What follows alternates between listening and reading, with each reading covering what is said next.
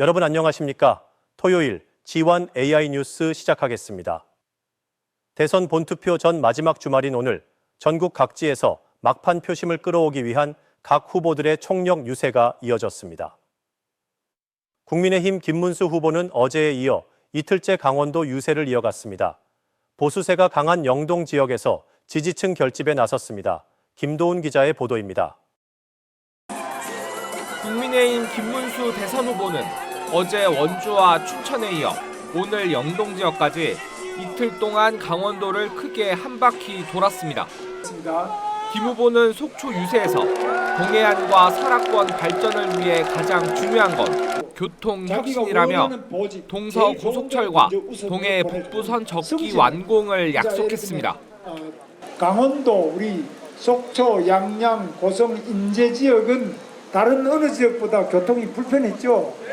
그래서 저는 교통이 복지라고 생각합니다. 그래서 저는 반드시 교통 대통령이 되겠습니다. 그동안 국민의힘이 부족한 점이 많았다며 깊이 반성한다고 말한 김 후보는 더불어민주당 이재명 후보가 대통령이 되면 입법과 행정, 사법을 틀어주는 총통 독재가 될 것이라고 주장했습니다. 사과와 함께 견제론을 펴 보수 지지층이 많은 영동 지역의 결집을 강조한 셈입니다. 여러분이 주인이죠? 여러분이 하실 수 있죠? 여러분이 똑바로 안 뽑고 엉뚱한 데 뽑으면 바로 방탄, 괴물, 독재, 총통 독재가 되지요. 이어 김문수 후보는 주문진항을 찾아 어민 간담회를 열었고 다시 강릉 월화거리로 이동해 유세했습니다.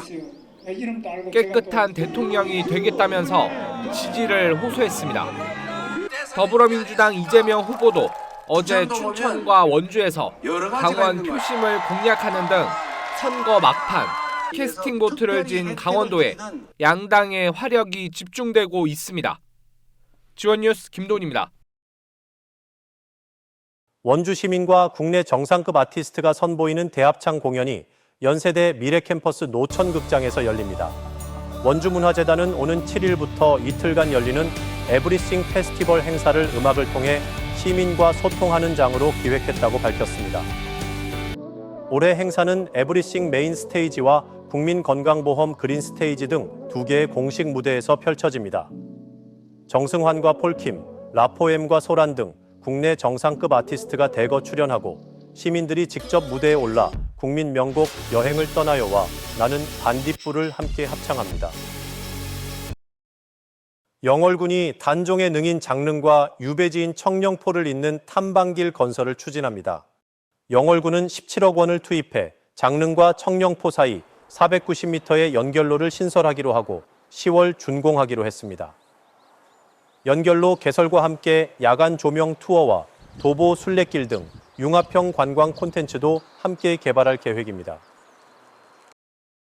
동해시는 지역 축제 참여 업체를 대상으로 문화누리카드 가맹점 등록을 유도하기로 했습니다. 문화누리카드는 차상위층에게 연간 14만 원을 지원해 문화예술 분야에 사용할 수 있도록 지원하는 제도입니다. 동해시는 가맹점이 늘어나면 카드 사용이 활성화되고 지역 경제에 도움이 되는 건 물론이고 카드 사용자의 문화 향유 기회가 늘어날 것으로 기대하고 있습니다. 경상국립대 연구팀이 세계 최초로 실제 소고기 형태와 비슷한 배양육을 만드는 데 성공했습니다. 실제 고기가 아니라 도축한 한우 근육 등에서 채취한 줄기세포를 배양해 만든 고기, 일명 배양육입니다. 네트워크 현장 KNN 이태훈 기자가 취재했습니다. 불판에 올린 소고기가 노릇노릇 익어갑니다. 그런데 이 고기, 시중에 파는 일반 소고기가 아닌 배양육입니다.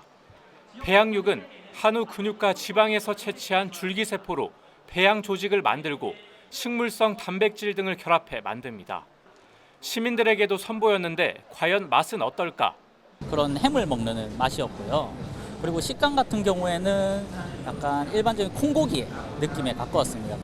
경상국립대 축산과학부 주선태 교수 연구팀이 세계 최초로 덩어리 형태의 배양육을 만드는데 성공한 겁니다. 기존의 배양육은 치킨 너겟이나 햄버거 패티처럼 조각고기 형태였다면 이번 배양육은 스테이크처럼 덩어리 형태를 띠는 게 특징입니다. 덩어리가 완벽한 결합력을 갖고 있지는 않지만 맛이나 질감을 조절할 수 있다는 게 연구팀 설명입니다.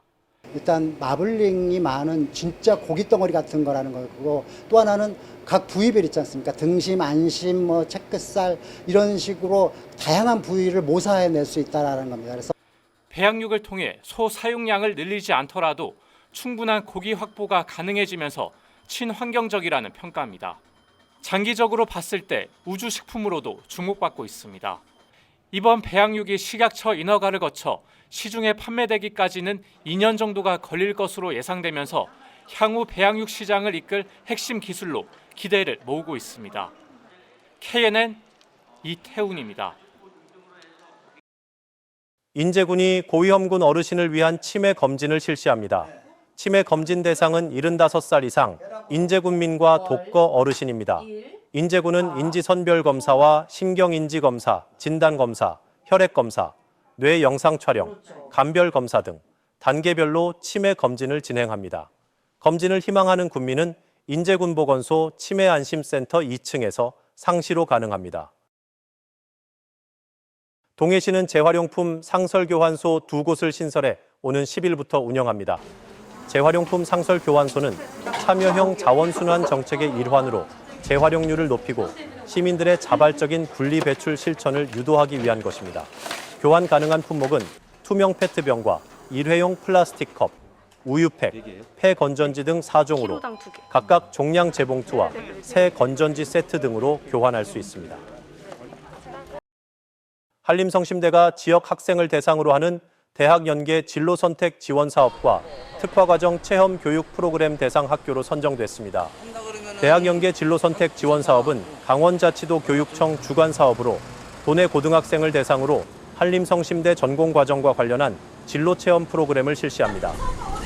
총 사업비는 총 5,300만 원으로 오는 7월 24일 지역 학생 120명을 대상으로 진행됩니다. 철원군이 청소 행정 서비스 강화를 위해 환경미화원 3명을 채용합니다. 응시원서 접수는 오는 9일부터 13일까지 진행되며 철원군청 행정팀에 직접 방문하거나 등기우편으로 접수할 수 있습니다. 최종 합격자는 일정 기간 실무 수습을 거쳐 평가를 통해 공무직으로 전환됩니다. 인제군이 주민소득 창출과 사회참여 지원 등을 위해 오는 5일까지 2025년 하반기 일자리 사업 참여자를 모집합니다.